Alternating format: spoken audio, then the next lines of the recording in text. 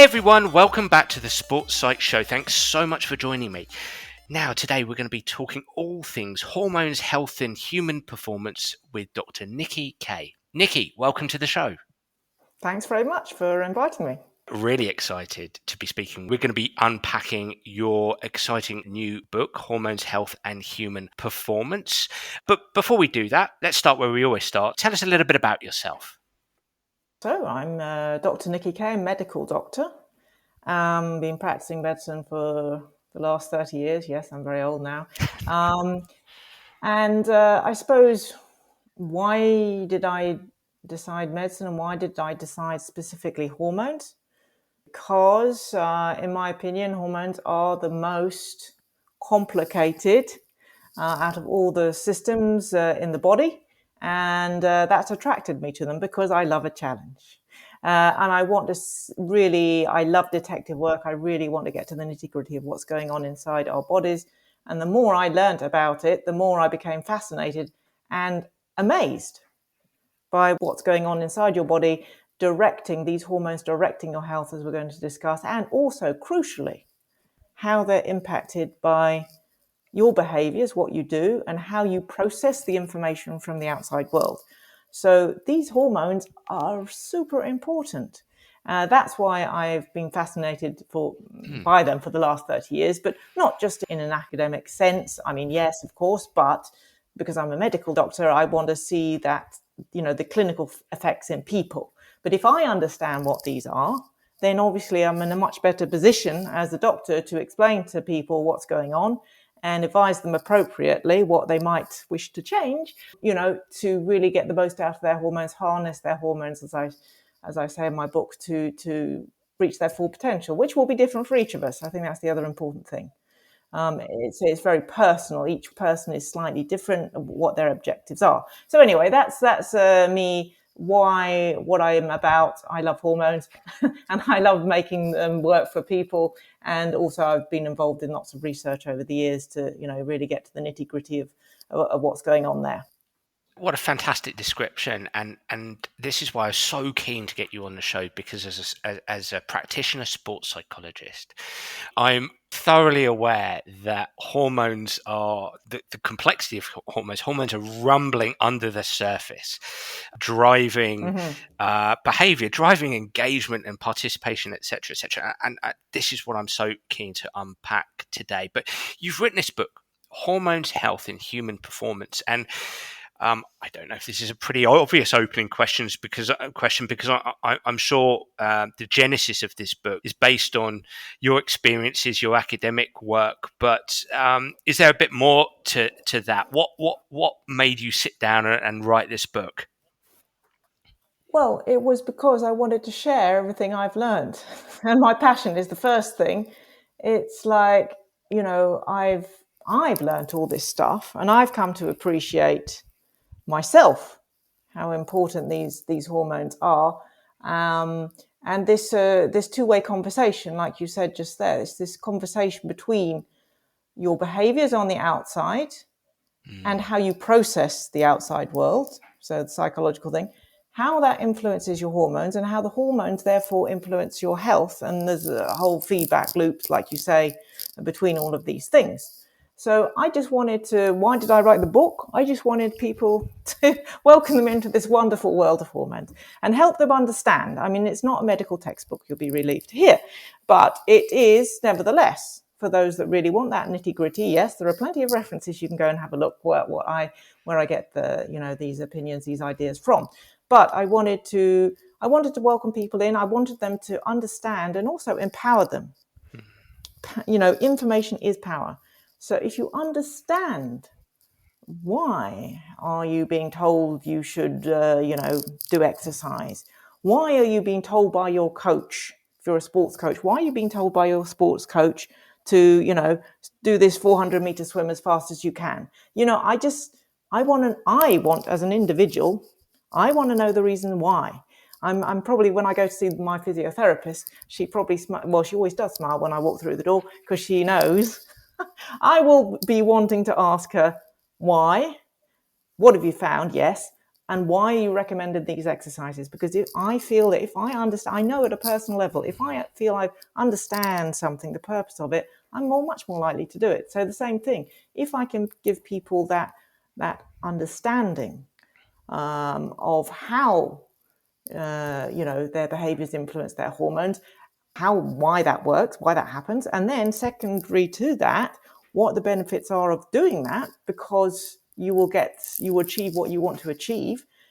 So that understanding, I think, is why I wanted to write the book, so people can understand and also give the practical tools, like you say. It's all very well, now we've done the theory, and then, okay, fine, here are some top tips, depending on your age, because hormones vary, obviously, during your lifespan. So that's the other key thing, to make sure that we're tying in these, optimal behaviors, pattern of behaviors for our hormones.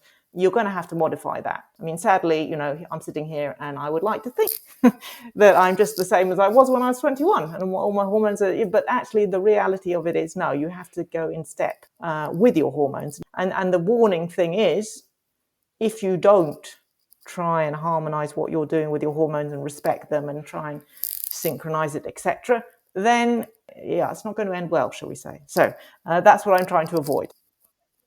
Well, you mentioned that this isn't an academic textbook, and I want to speak to that because I've made my way through the book, and it's really, really accessible, and it's the kind of book I've been looking for as a sports psychologist and a coach, and speaking to coaches. Coaches now, all of us in sport, we're becoming greedier. We want to help people engage in sport. We want to promote lifelong participation. We want participants to learn effectively. We want them to perform and to thrive and to flourish as human beings. We're greedy. It's not just about performance, it's about thriving and flourishing as human beings as well. And I kind of get the feeling that hormones play a part in all of that. And again, we're going to unpack that a bit more, and especially through the lifespan, as you've mentioned there as well. But let's begin at the beginning. I mean, what is a hormone? And when you use this term hormone, what variants of hormones are there that impact engagement and learning and performance and thriving, etc.? Yeah, we should define what hormone is. That's a good point. So if you do look in the standard textbook, yes, you will see a hormone described as a chemical messenger. Okay. And that does physically describe what they are. They're a chemical compound, if you will, and these hormones are transported in the blood. But to just call them a messenger is really doing them a disservice. They're not just couriers. Once a hormone, so it is a chemical molecule. Once this chemical molecule, we're going to call a hormone, arrives at a cell, then what? It goes into the cell, it makes a beeline for the nucleus, for the DNA. So everyone knows DNA, blueprint for life, etc., etc. Yeah. The hormones are the boss. They tell the DNA okay, fine, we need this particular protein now, we need this particular protein, we need this amount of it, and we need it now, a bit later, whenever. So the hormones effectively bring our DNA to life. They are the bosses. They are the controllers of our life, like we're saying, our health, our performance, etc., etc. So that's what hormones are. They are transported in the bloodstream. It's true. They are a messenger in that sense, but they are the boss. They're the boss when it comes to determining. So I know there's a lot of talk about genetic testing, which is all great, but so what? You have these are the genes, but what's going to bring them to life? What's going to make them happen? And it's your hormones. So you need to get friendly with your hormones because you want them to do what you want them to do, right? And so that's where your behaviors link into it. The other important thing about hormones is that because they are travel in the bloodstream, they have open access to every single cell in your body. So this is a big advantage, is it not? Because, for example, just one single hormone can have multiple effects. So if we take estradiol as the female hormone, which I often give, by the way, it's a female hormone, but men also have it. So just to make that clear. Anyway, so this estradiol, this particular hormone, let's take this as an example, it will have an effect on your bones. It will have an effect on your soft tissues, your muscles, etc. It will have an effect on your gut. It will have an effect on your brain. It's a neurotransmitter. And women, obviously, specifically the female reproductive tract. That's just one hormone out of a whole orchestra of hormones. So you're getting why I think hormones are amazing. They have all these multiple effects over in all over the body. And not only that, they're talking to each other, right? There's a whole network, there's a whole conversation going on, a whole symphony of these hormone performance in the orchestra, or hopefully in time, in step. That's what you're trying to achieve. So yeah, that's what a hormone is. It's really, brings our DNA to life, I suppose I would say. You're using that analogy of an orchestra. So could I there, as a psychologist, that immediately makes me think, if I want to empower clients, if I'm a coach and I want to perhaps empower players, I want them to help them understand that they can be the conductor of that orchestra. Would that Correct. be, could that extend Yes. your analogy? Yes, absolutely. I mean, in medical, or just from the hormone point of view, there is already a conductor of your hormone orchestra, which is Okay, called the pituitary gland, which is located in your brain. gotcha. Surprise, surprise, in the brain, right? And there's even a hierarchy above that. There's the hypothalamus, which, by the way, the hypothalamus is the boss of all the hormones, which instructs that he's like the composer. I suppose the hypothalamus is the composer of the hormones, and the conductor is the pituitary, and then we have the orchestra of hormones. Now, just I want to point out, the hypothalamus is located deep in the brain, just where your optic nerves cross over. So it's ideally located in the brain, is it not?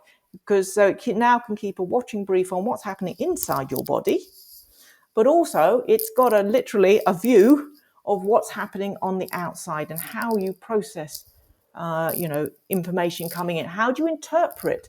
Your interpretation of what's happening around you is very individual. Some people will say, oh my goodness, that was really anxiety provoking. Someone else might say, oh, that wasn't, right? And that will feed in directly to tell the conductor of the hormones, the hypothalamus, and therefore the pituitary, what to do. But coming back to what you're saying, yes, that's the internal control mechanism built in, the default for the hormones. I mean, listen, it's been having practice for millions of years with evolution, so we can assume that it's a pretty good conductor. But nevertheless, you're right, we do have power Yeah. over this. We can come in through our behaviors and through our interpretation of events. We can change the message, if you will. We can slightly tweak the score, or tweak the tempo, or support the correct tempo, if you will, of how this symphony is being played. So there is already a conductor of the hormones which will do automatically, because we can't be expected to sort of sort out everything in our body. So fortunately, there is a system in place, but we do, and that's the thing I really want to make clear, this thing about empowering people, you do have control. You can, either benefit or not, the internal tempo and score that's being played with regard to your hormones. That's interesting, because listening to what you're saying, it almost feels like, yes, we can be a conductor, but we also might be a slave to our hormones and how they can make us feel. Taking charge of them could be tricky, could be difficult, could be complicated, because we are complex creatures. So it kind of makes me think of this juxtaposition between of, yes, we can take charge of them, but we might also be a slave in accordance to I'll use the term genetics, but our genetics and our early life experiences. Would that be a fair thing to say, or are we just principally a conductor? No, I wouldn't use the word slave. Right. Listen, because the internal conductor of our endocrine system, that endocrine system, by the way, is all the hormones and all the glands, etc. As I say, millions of years of evolution, we're in safe hands, right? By Yeah. the way, that this will do its, it will do its thing perfectly well. So it's not so much that we're a slave to it. We just have to understand it. Yes. We have to respect it, and we have to work with it. So that's the important thing. We have to bear in mind, or have a vague idea. As I say, I'm not trying to turn everyone into doctors, but just have an idea about the importance of these hormones. Ideally, have at least an appreciation of how these hormones vary. the cortisol diurnal rhythm. Women, this is how your hormones vary over your menstrual cycle. At least you have an understanding, okay, this is what's happening inside the sort of the set tempo. Yep. You have to respect that. So it's not you're a slave to it. You want to synchronize with it. You want to get the most out of this. So you have to be aware of all these internal biochronometers, as we call them, the biological clocks of how the hormones are working on the shortest time, over a day, over a month, over a year, over a lifetime. So have an understanding of this is what's going on, and then try and synchronize what you're doing so you're in step. So you're not a slave to it, but you should be respectful of it for sure, right? You're a participant in this. So that's the first thing to say. It's about harnessing your hormones, getting in step with them. But your earlier point about our early experiences, early life of influencing maybe the hormonal secretion, and actually epigenetics, that's the outside control of the genetics, by the way, that you are on to, yeah, that's correct. And that was fascinating for me, actually, as a process of writing the book. When the second, oh, by the way, I should just say about the book, you might be wondering, why have I split it into acts and scenes? And that is because I love dancing, and I do a lot of dancing myself. And also this conductor idea and the symphony and the choreography, I just wanted to have, a little bit of fun with that analogy. Brings it to life. Exactly. So that's why, anyway, so Act 1 is sort of telling you all about the things about hormones, like we discussed, and the biological clocks, etc., and the behaviors, how they affect. So that's that. Then Act 2, it goes through, a la Shakespeare, the 7 ages of man and woman, I want to point out. Anyway, but getting back to your very point about the early experiences, looking at that from when you're in your mother's uterus as a baby developing, you're developing, we know you physically grow and develop all the organs, but actually also your endocrine system is also developing. And it's trying to get you prepared for the outside world. And we know from research of women who were pregnant during starvation in the Second World War, for example, we know that this had an impact on their developing baby because it's trying to prepare the hormone system for being born into a world of starvation.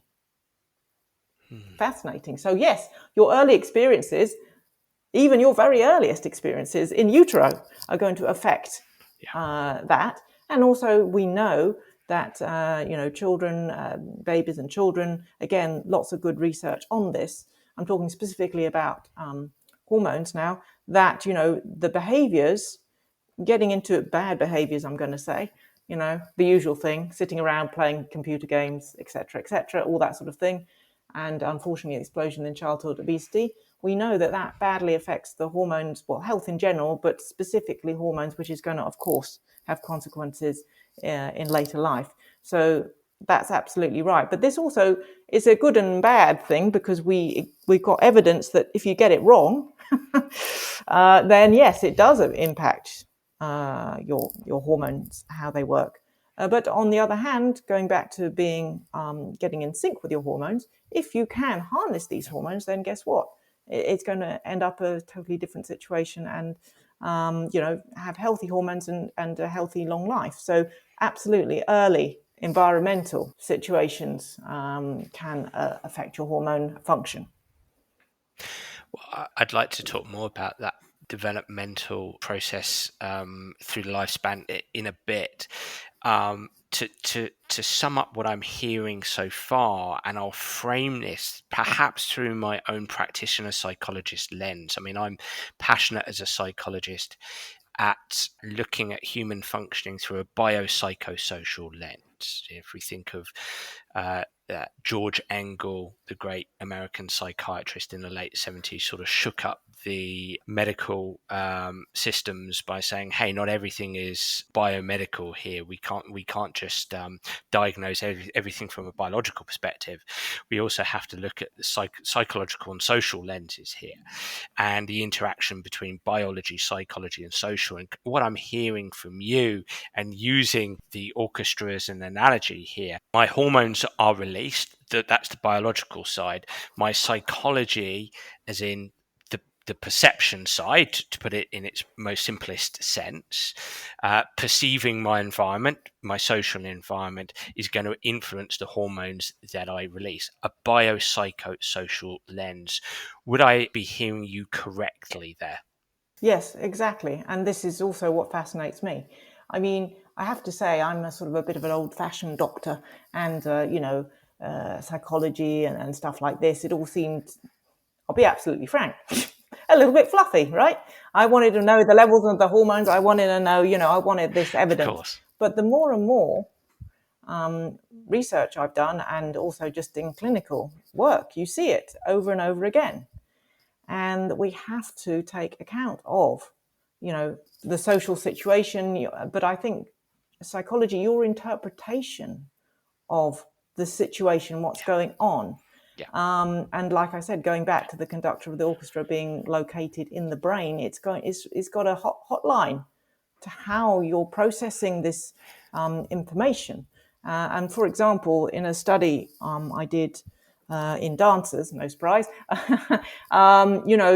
it was actually pretty striking the way that the dancers were perceiving their weight, their body shape, their eating patterns, their attitude to training, just how they thought about this impacted their physiology, their female hormones in this case.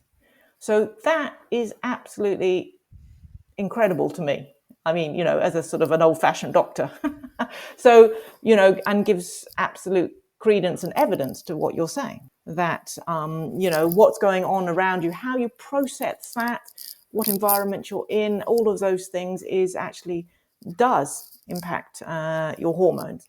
And I think also it makes sense also because if we remember that the definition of health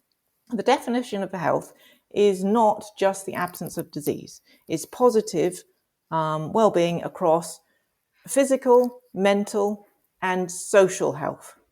So we have to put all these things together as factors that influence our health overall, and we're talking specifically hormone health, which, by the way, I've also said that hormone health is key for overall health as well. So it's all fitting in, isn't it, what you're saying? Absolutely. And to speak to what you said about dancers, I mean, we had on episode 110 of the Sports Psych show, ballet dancer Kit Holder, and I spoke to a lot of what you've spoken about there. Perception of any given situation influence. He talked about how it influenced how he felt, and so subsequently it influenced his behaviors and his performance. I just want to, you've defined a hormone for us, and you spoke a little bit about one specific hormone. And please do feel free to reference dancing here because, as I say, I've spoken to a dancer, and I know a lot of my colleagues Good. work, a lot of sports psychologists work in the world of dancing. It's a performance environment.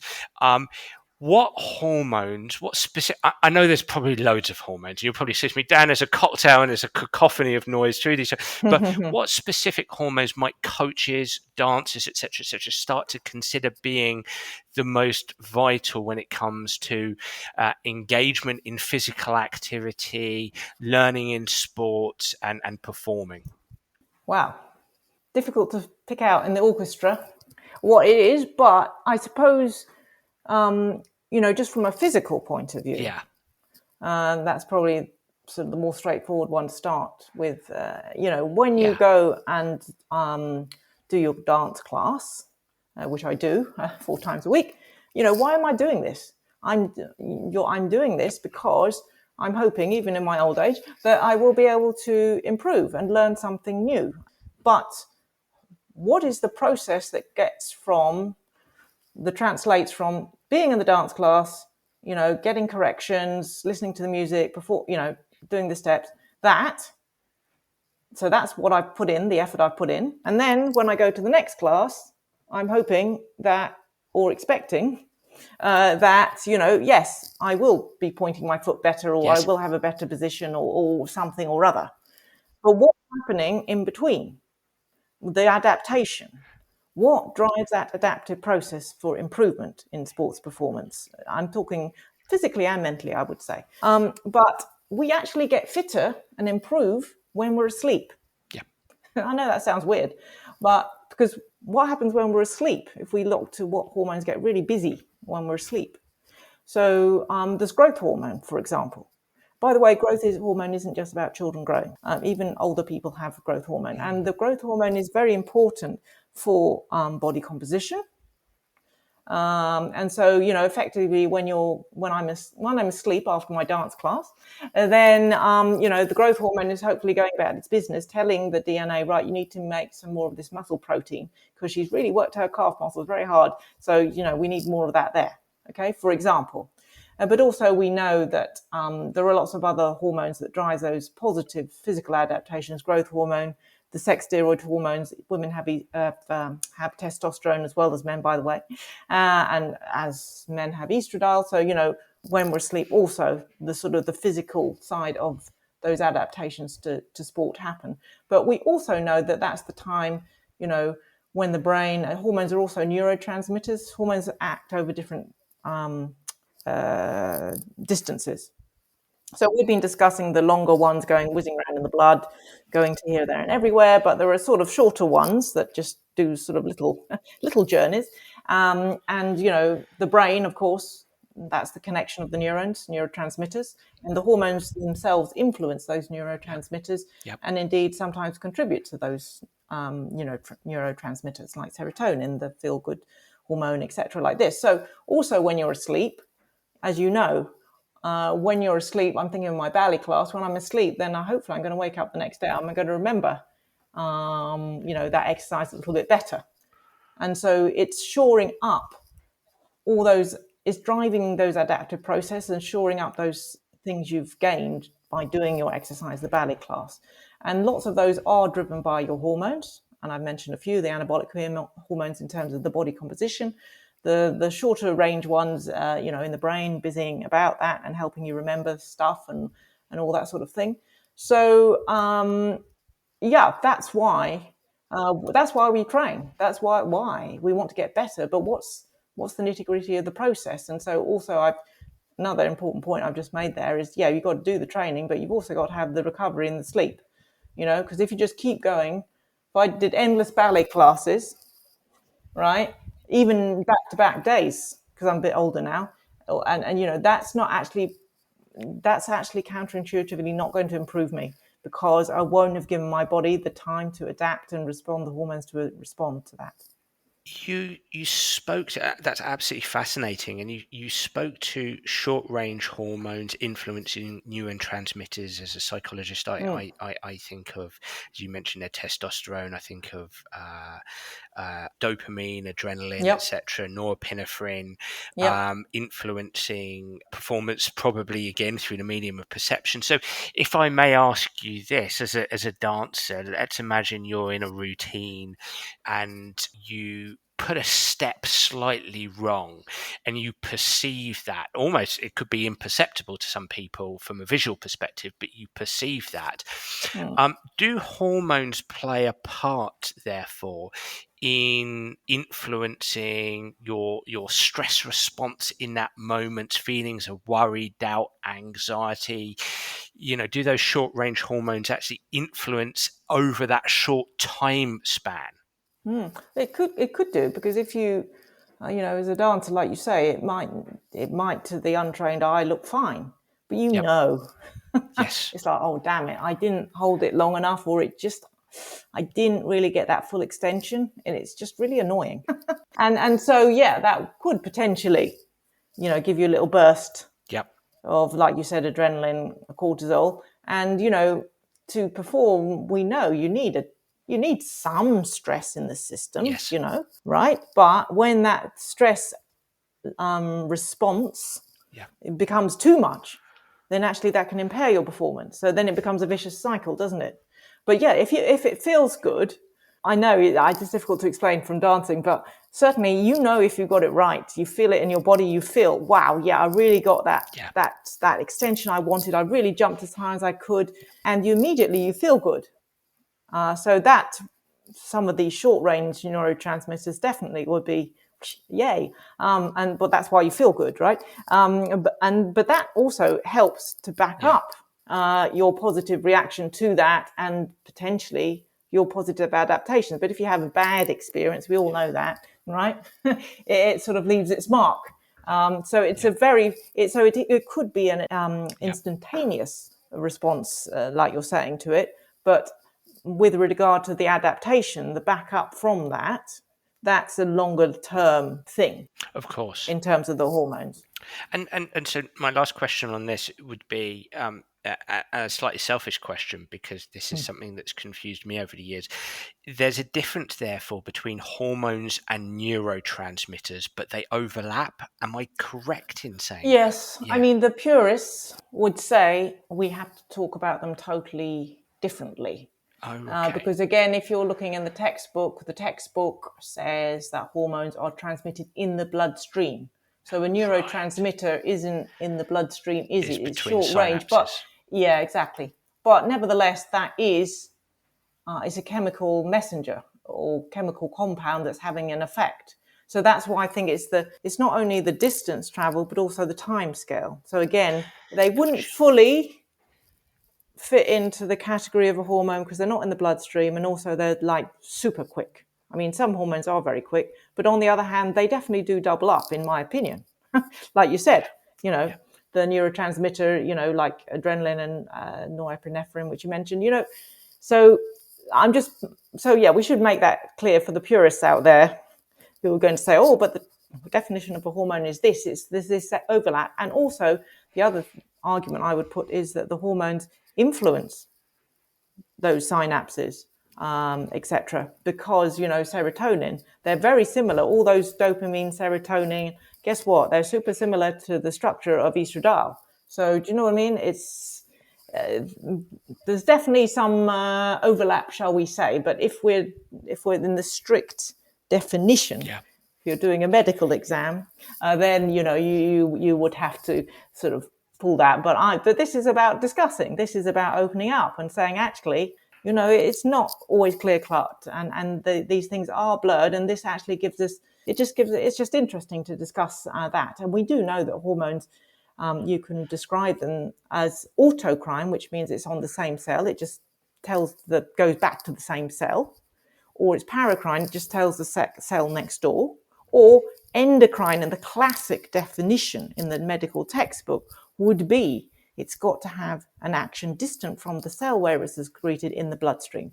But really, we're talking about these chemical compounds affecting gene expression and how the cell reacts. So, do you know what I mean? I think it's one of those things we discuss, Just fascinating, and I desperately want to get onto hormones across the lifespan, because you unpack this so brilliantly in the book. But everything you're saying is so interesting to me, and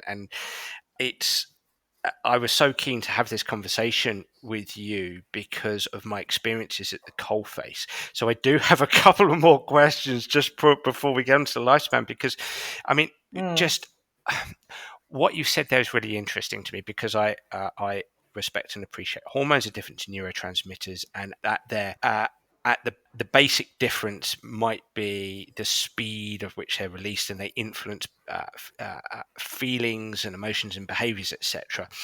But if I was to say to you that as a practitioner psychologist, I and many of my colleagues find that, let's say, a competitor, it could be a dancer, it could be a footballer, it could be a golfer, going into a competition at the weekend, let's say on Saturday, the way that, let's go back to perception, the way they're perceiving that competition Monday, Tuesday, Wednesday, Thursday, Friday, the inner story, the inner narrative they house in their mind about that upcoming competition really does, experientially, I find anyway, that inner story influences how they feel and subsequently how they behave on game day, or when the competition, when the dancing competition happens on that Saturday. As somebody who is passionate about and an expert on hormones, do you feel hormones are influencing there? Are they thrown into the mix, or is that purely neurotransmitter, or again is that just a combo? I think it has to be a combo. And Yeah. we know about that, all that visualization technique, which really does Yeah. work, doesn't it? You're Yeah. rehearsing it. I've done it for many dance shows, Yeah. just Yeah. lying there, eyes shut, but I'm feeling I'm doing it, aren't I? Yeah. So it is definitely, that is definitely in favor of the neurotransmitter, the just sort of rehearsing it in your brain, etc. But, that also evokes a response or, from your hormones, even though you're not actually on point or jumping. You know what I mean? I haven't got, by the way, definitive proof of this because I don't know if there's such a study. If someone's going to be taking a blood test while I'm lying there rehearsing my ballet dance, I don't know. But anyway, but from just thinking about what we've been discussing, just it must have some sort of influence. There must be, yes, of course, we know it's in the brain, the rehearsing and the neurotransmitters, etc. Yes, but because your emotions also have an influence on your hormones, and just physically even thinking about doing it, there must be a role for them. Beyond just actually physically getting up and doing it. Of course, that does help. But I think also, but again, it's going back to this whole thing about, the person going to that performance or going to that match or whatever it is in the best frame of mind and physical condition that they can be. So although we can talk theoretically, oh, how much is it this, how much is it that, what we do know is that if you do your mental rehearsal, mental preparation, etc., and you have done the physical work, apart from anything, you feel satisfied you've done it. You know what I mean? And so that also counts for a lot. So again, your interpretation that you've done everything you can do, that's going to play a big part. But I'm sure, that the hormones must play a part in that whole process of preparation. You brilliantly structure your book through the lifespan, how hormones influence human functioning and behavior across the lifespan. And this is the Sports Psych Show. We've got lots of coaches listening in, lots of people involved in the sporting industry listening in who have a vested interest in engagement and, again, learning and performance. These words, again, for sporting participants. So if we were to briefly unpack across the lifespan, people listening in who are coaching young sporting participants, for instance, maybe the youngest of sporting participants, the youngest dancers, what kind of things might they need to consider in conjunction with, well-being and performance and less so performance at the very youngest age, but well-being and enjoying participation, etc. What, when we think about hormones and young people, what do we need to think about and consider, and how do hormones influence human functioning at a very young age? I think, unfortunately, there is a tendency to encourage children. I mean, they're lovely, they're enthusiastic, they want to, so I agree that they might be pushing for it. But obviously, as parents and also coaches, we shouldn't be encouraging children to train as adults. No. Because, number one, physically their body isn't developed, but nor are their hormone systems, by the way. So, they're not able to, for example, cope with really high intensity exercise. And it should be, I think it goes back to what you said at the very beginning. It's got to be on enjoyment at that age. I'm talking about children. So they're not even reached puberty yet. So, real youngsters. Yep. It's all about, we want them to participate. We want them to enjoy all that sort of thing. The social thing of a sport maybe as well is really important. And we want to be encouraging the enjoyment, but also those the skill side of it. Yep. I mean, for example, my boys, when they were younger, they started doing triathlon, and the coach there, I had full respect for him because he was actually pretty like, I'm not going to let you train any more than X number of hours. And we are going to focus on enjoyment. We're going to focus on technical skills. So in triathlon, we're talking about technique of swimming. We're talking about, the techniques of the running and all this sort of thing, because that's what is most important, because the hormone systems are not yet developed to cope with high training loads. And because they're physically growing, then actually those skills, those neuromuscular skills and proprioceptive skills are key, because otherwise, the child is literally, the arm is a bit longer than it was the day before and things like this. It's very confusing. So actually, you need to be really focusing on that. So that's my top tip, with reason. I mean, I'm not a coach myself, but I've seen it with my children, but also I'm just looking at it from the hormone point of view, from a medical point of view. There's a very good reason why, and I'm sure most coaches are listening and thinking, nodding and hopefully saying, oh yeah, we know that. But again, having the knowledge that this is why, because the hormone systems and the youngsters just aren't developed. They can't cope with, adult types of training. So I think that's the most important thing. No, I mean, funnily enough, Nicky, I mean, you've hit on, you could almost argue, the hot button or hot potato in youth sports. We talk a lot on the Sports Site Show about early seriousness, early specialization, the adultification of sporting environments.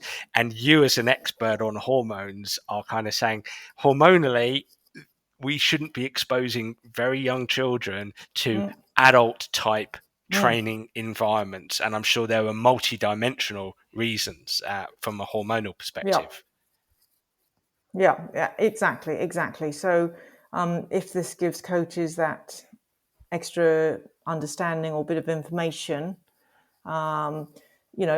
listen, there are good and bad coaches. What can I say? Like, there are good and bad doctors. And I know that, in some sports of a sort of slightly old-fashioned, old-school way of doing things. I mean, I used to be a competitive swimmer, and I was flabbergasted when my boys started it. It's like, oh my goodness, things haven't changed. It's just flog up and down the pool. That's not saying every single swim coach is still like that, by the way. But and some sports I think that are younger, like triathlon, for example, they seem to be more up to speed with it because they haven't got this old tradition that the more is better, you see. So, there's all sorts of lights and shades in this for the coaches, but I think my job is to support the coaches and give them this knowledge and information that they need to, again, it's all about the understanding. If the coach understands why, then they could be able to communicate that better to the child. Because again, the eager children, again, we can't say, oh, it's always the coach or the parent pushing the child. I mean, sometimes it is, but sometimes it's actually the child is so super keen and eager. I had, one the other day, and the parent was like, listen, the child is begging to go and do X, Y, and Z with the older brother or this or the other. So, it's so I agree, it's a fine balance. But again, if the coach or the parent understands why, then they can communicate that to in the appropriate language, etc., for the child, and say, look, but rather than saying no, it's like, look, it's because your body isn't ready yet, and actually it'll be much better if you really nail these skills and everything, and whatever, like that. Explain it to them in the terms that they will understand, so everyone is on the same page. What's happening through those teenage years from a hormonal perspective that in sport we might need to consider, pay attention to, and manage? Yeah, well, this is the explosion of the hormones, isn't it? When, we've just said the childhood, they're not developed yet, and now they are developing, but they're still not at adult level. So I think that's the other thing. We're not there yet. So again, just tempering the training, not going super crazy. And it's also a challenging time, for teenagers, because the hormones are changing so much, and especially for girls. Listen, men have more muscle than women. That is it, and that is a fact of life. But especially, for example, you mentioned ballet, that's confronting that you have been this skinny, pre-pubertal female dancer, and now you're developing. And now, you have to wear a different leotard, and, you might get comments from, teachers maybe less experienced in this, or just, you might not even get a comment. You must just notice it yourself because, in Valley Studios we're surrounded by mirrors. So, it's a challenging time from that point of view because the hormones are changing massively and body shape and all these sorts of things. And so you can literally feel uncomfortable in your own body because it's like, what's going on here? So again, from the coach point of view, sports point of view, it's again being that understanding coach or teacher and reassuring, and not criticizing. So if the dancer is off balance all the time, but as a teacher, experienced teacher, you can see it's because they're going through puberty and stuff like this, then I suggest you don't say, oh my goodness, you've put on weight or something. You just say, look, you just explain, look, this is often what happens, and you just try and reassure and like that. I think that's really important during those teenage years. Otherwise it can be tricky to understand these hormone changes at the best of times, let alone if you're trying to participate in a particular sport or whatever it is. And I suppose moving on to what might be considered not completely the final stage, because obviously we want participants to engage in sport throughout the lifespan, but many coaches are coaching young adults as we move away from our teenage years. You have a chapter in the book about young adults where you break down their hormonal experiences. Is there anything that we need to consider here, pay attention to what's happening within that's influencing behavior? Well, I think those the 20s, 30s, your hormones are now established adult patterns, etc. So that's okay. But now this is also a time when there's lots of other stuff happening. Not only are you now trying to train in your sport or your dancing or whatever it is, also now you're trying to develop your career. You're still doing some studying. You've got social commitments or engagement things you want to do. It's just one of those things. There's a lot. You're busy. So, even with the best will in the world, things can get out of kilter from your behavior point of view. You see? Burning the candle at both ends, all that sort of thing, being influenced and thinking that, oh gosh, I haven't trained so much, I need to train more, I need to eat more or less, whatever it is, things like this, lots of pulls on your behaviors. And we've said that behaviors influence your hormones. So even though theoretically your hormones should be working full gas and beautifully, actually now, because you're in this time of the life now, the external situation is totally different. So this could could potentially adversely affect your hormones, which is the hormone stories I have in my book. In especially that lifespan bit of the hormones or the career of the hormones, I try and put in stories so people can relate to, okay, fine, example of this is somebody who was like being pulled in all different directions and just got things out of balance with their behaviors, and therefore their hormones suffered, and this is how I picked it up, and this is what we did to try and sort it out again. So I think those young adult years, actually now there's a different thing going on. The hormones are okay, but it's everything you're doing that could be a little bit pulling in lots of different directions. To finish, I'd love to talk about another really important topic in sports coaching, sports psychology, sports science. As I mentioned earlier, we're greedy coaches these days. We're greedy in the sports industry, and as much as we want, especially in sports psychology, there's a lot of great research coming through around optimal performance combined with optimal well-being, or striving to optimize well-being would probably be a better way of putting it. We want people to thrive and flourish. And I know so much of your book, and we've only taken a small snapshot of your fantastic book today, but so much of it is about health and well-being.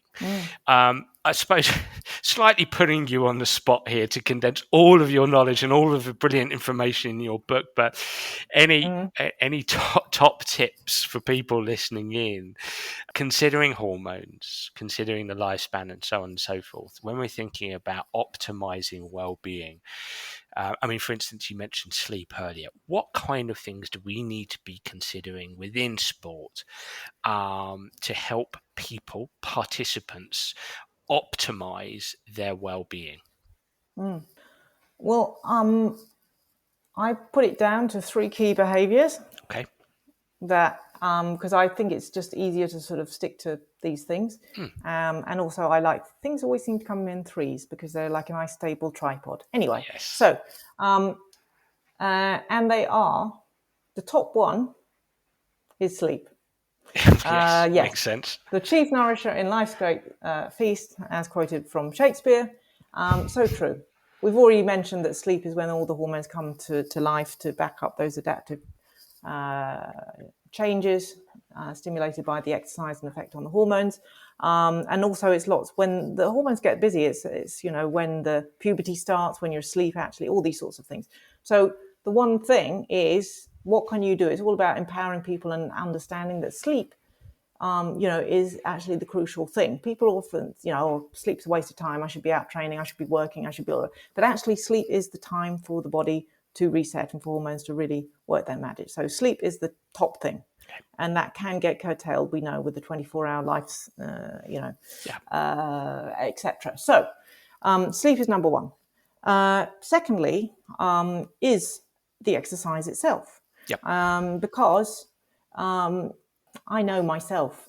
We all prefer doing things with, I would turn in dancing, I'd prefer pirouetting to the left. I would do that all day, every day. But I know I should actually balance it out and I should turn to the right. And I know as I'm getting older, my cycling coach son is saying, you should do more strength work. So, absolutely do your exercise, absolutely do what you enjoy, but combine that with things according to where you are in your age. Like we mentioned, the children, the neuromuscular skills, make sure you're not skimping on that, whatever. And the masters athletes, the older athletes, make sure you're doing your strength and conditioning. So exercise, absolutely. Make sure you're enjoying it, but make sure also you're sort of bearing in mind that you might don't just focus on what you're already good at, right? So that's number two. And number three is nutrition. So you need to feed your body and you need to feed your hormones literally as well. So, nutrition, I mean, nothing ground shaking here, all the things about all the different food types, but actually crucially, what some people don't realize is actually the timing of when you eat is pretty important. Hormones don't like being starved. Right? So, just think about the timing. If you feel confident that, oh, yes, I'm eating all the food types, that's not a problem. Carbohydrates, proteins, etc. Is what I'm talking about there. But also now looking at the fine tuning of the timing of this. Is this being timed appropriately for your training to, merely maximize those the positive effects that your hormones are going to have on adapting to this? So I think and try not to be swayed by crazy fads. You know how it is on social media. This is the latest thing. Try not to be influenced by those too much, please. And also, it will have to again slightly change individuals, your requirements, man, woman, age, etc., like that. So that's another thing. Try not to do too much of the so and so does it this way. It must be right for me. And if so and so is a different different sex, a different age, we don't know. We don't know what their hormones are. So you can't know. So, you know what I mean? Just trying to be confident and, listen to your own body and do what's right for you. Is there therefore a fourth, very presumptuous of me here, a fourth? Oh, go on. Yeah. Rest and recuperation. Yes. Well, stress management. Stress management. I would call it. I mean, you make a good point. My husband was always going on about this. He was saying, can't you put that fourth one in stress management? Yes, yes, I think you do have a point. But I was kind of trying to put it into the sleep, rest and recovery. I would put it in there. But you're absolutely sleep right. And recovery. So, because I wanted to keep it in a nice, neat three, if you don't mind. But if we can include, 1A, 1B. 1A is sleep, and 1B is what you do when you're asleep. You just basically do recover and relax and mindfulness, all these sorts of things, and your brain is allowed to just like sort of not switch off, but you know what I mean. You're not having to process everything. So we'll put it in that, if you don't mind. But actually you're right, that could potentially be an important thing, how you're going to manage. But again, it's so different. I mean, I know there's a lot of talk about mindfulness, and I'm afraid I'm really bad meditator and all that sort of thing. It didn't work for me. So it's also stress management is going to look so different for different people. And listening to music, reading a book, what is it that is right for you? So again, it's one of those individual things. But what is to avoid is I get a lot of the sort of compulsive exerciser or exercise dependence type who then say, oh, my stress reliever is exercise. That Yeah. if they're already doing a lot of exercise. So that's why I'm slightly hesitant about to justify myself why I didn't put that as a separate thing, because then sometimes people can interpret that as a different way. Oh, my stress reliever is to, do this extreme thing, or excess of what is required. So that's why I would prefer to put it in the rest, recuperation, sleep thing, because sleep is sleep. You're not doing anything. Yeah. And my comment certainly wasn't a critique of the structure of your book. It was more of an interest. It's sort of No. It's important. Seeing it through the lens of, in the Sports Psych show, we talk a lot about, for instance, developing elite and elite competitive sport. We substitute that for elite dancing, professional dancing, where overtraining, burnout are regular instances. So it was very much thinking towards that and the importance of rest and recuperation and how that might positively influence hormones. Yeah, definitely. Listen, I totally agree. We'll put it in under the sleep. Sleep, As the absolutely. sleep with the rest and recovery, because of that pitfall. That sometimes the over exerciser will say, my stress relief is doing more exercise. You see, so that's why I was sort of avoiding that. But you make a very important point that we should, mention that in terms of recovery, physical recovery, sleep, but also by the way, that is of course mental recovery as well, mental refresh. Absolutely. And to speak very briefly to your point on meditation mindfulness, I mean, we had Dr. Elaine Fox on, who's an effective neuroscientist, and she said herself, you know what, mindfulness is great and it's great for lots of people, but it's not great for me. So, and that's what... Oh, well, phew. I'm in good company then. That's a relief to hear it from her. And that's what we find in the world of, sports psychology. Mindfulness is a big thing, and we utilize it a lot. However, it's demonstrably not suitable for everybody and can actually harm some people in some cases. So it's the personalization, I think, is what you're saying. Exactly. And that also, reflects what's happening with hormones as well. Interesting. There are, of course, we know this is the cortisol diurnal variation. This is what happens. We know the sort of the basics of it, but certainly, especially with female hormones, for example, we know, yes, this is how they fluctuate. This is a textbook thing. But we know within that, even within the woman herself, from cycle to cycle, for example, there will be slight subtleties and differences in terms of timing and things like this, and concentrations and biological effects. So I think that's pretty much what you're trying to say. The point there we want to make is that, here are the tools, that you have at your disposal. And here is the understanding and the knowledge and the information you need to understand why these tools might work. But then it is down to the individual. Now, your homework, is to go and put this into practice and see what the combination is that's right for you. Great way to end. Brilliant. Nicky, that was just absolutely fascinating. And I can't thank you enough. And I know you will have tapped the interest of the Sports Psych Show audience. And I know that many people will be wondering, okay, how can I get hold of this book, Hormones, Health in Human Performance by Dr. Nicky Keay? So how can people get hold of the book? Is it basically where you buy your books? And how can people find you, follow you, and follow your work? Sure. Well, you can get the book either direct through my publisher, Sequoia Books, or it's on Amazon. So all the sort of usual places one might look for to get a book. So no worries there. In terms of me and my work and what I'm doing, I have my own website called nickykfitness.com.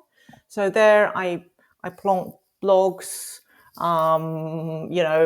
stuff about me, my research papers. I also offer clinical advisory appointments. No surprise, specifically about people wondering about their hormones and things like this. And also, I'm on all the usual social media things.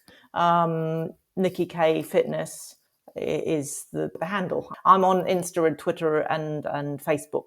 And LinkedIn, of course. Actually, that's probably as well. So if you just sort of plonk in my name to any of these things, hopefully it would come up, and you'll find it. And another thing, just to say, also I give lots of podcasts like this, but also I do lots of talks and stuff like this. So on my website, there's a page saying presentations, and it will say if there's a podcast there, and previous presentations, but forthcoming presentations if there are, and some of them are free. But there are also conferences and other things. So if you want to come and meet me in person and listen to stuff, then that's where to have a look. Also on my website, you can send me an email and a link if you've got a burning question or something. Please get in touch. So thank you so much. Thank you.